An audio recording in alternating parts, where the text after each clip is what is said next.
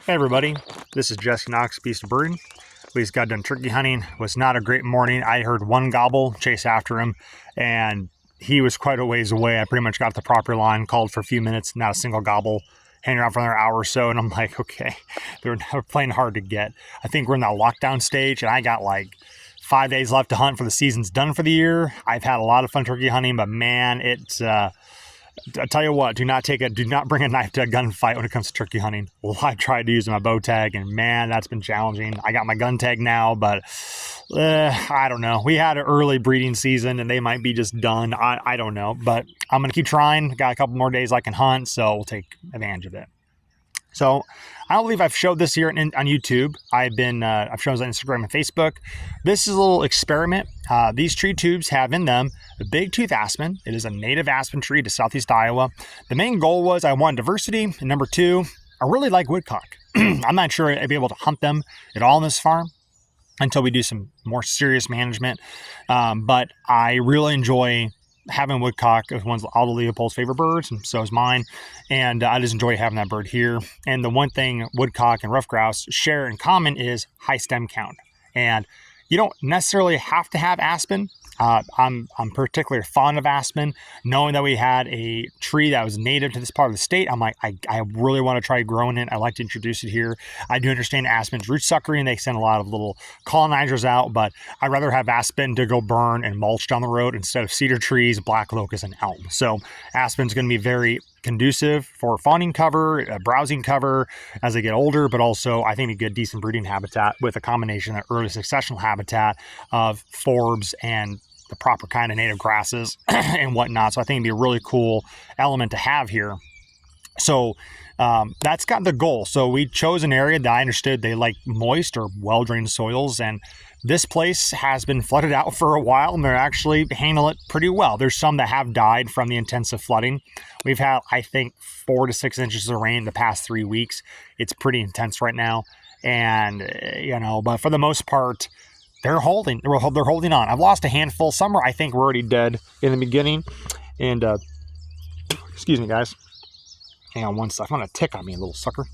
Anyway, what was I just talking about? Oh yeah, the flooding. And I lost a few. I think some are already dead before the flooding happened, but some are actually leafing out still in the high water. So hopefully the rains chill out a little bit. I'm grateful. Southeast Iowa is one of those places that it's always really intense.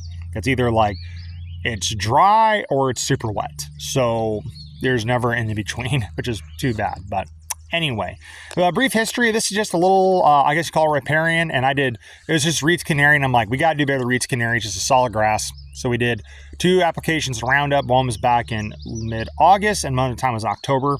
And for the most part, only grasses that came back that look like to me is pretty much crabgrass. I'm not sure what kind of grass this is over here. I'm assuming some kind of cool season grass. And some hairy vetch popped up. We've used hairy vetch in our food plots before. Hairy vetch easily spreads through birds. It is a wonderful cover crop to have. I'm not a huge fan of it in my food plots anymore because if you missed your opportunity to get it sprayed or crimped, it can really spread pretty badly. So we're going to come in here with Roundup and just spray this little triangle of the vetch, and the other areas we'll leave alone because I got some cool native forbs. I'm not sure this one is. Part of me says wild onion, but I don't think that's correct. And there's other stuff in here that just hasn't shown up yet. So what's the point of spraying something? You might be killing a baby forb or whatever down the road. That could be a really cool wetland forb you didn't know about. So we're just going to try to take it easy here and not get too carried away with herbicide applications. Just pretty much the serious stuff like this vetch, we got to get rid of it. We did not apply any pre-emergence because of this little flood zone here. I just didn't trust that herbicide. It could easily go down. I don't know how friendly simazine is to the environment. I just do not trust it. And I mean simazine, not atrazine. 2 totally different animals. Same family, but simazine is a lot more relaxed than atrazine. Anyway, and to be honest with you guys, we did several tree plantings this spring, and man, I have a feeling all this heavy rain, some of those pre-emergence might wash away. They're pretty finicky.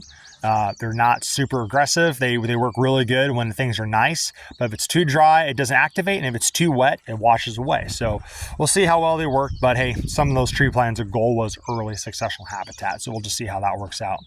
But no, I'm really excited. A lot of them have done pretty well. Let's see if we can find some big tooth here. Here's one right here that's doing pretty good. If I can get this thing down the... Oh, you can see it. Sorry, I can see the sun on my phone screen. Anyway, and some have died, but you're going to have that tree plantings, you know, just, we put a lot of time and effort into this, the tree tubes and everything, but, sometimes trees just don't make it. Despite there's one's leafing out very little, but that's okay. We have some big beefy boys coming up here too, which is fantastic. We'll take it. See if I can find any more here. Oh, that's a beautiful one. Look down that one. Ooh, pretty. So anyway, I like biodiversity as long as it's native to the area. I say plant it. And we'll just do an experiment. I might plant other plots of the farm. I might choose an acre here and there and just see what it does. And I did a more high stem count. This is about 100 trees in 1/10 of an acre. And, I think they advocate for... They did a rough grouse safe program in Northeast Iowa, and they did 1,000 trees per acre for that program. It was under CRP. And I kind of stuck with this because we want a high stem count. I think traditionally 600 trees per acre with aspen should be fine too, because they root sucker a lot and they'll send up new little stems.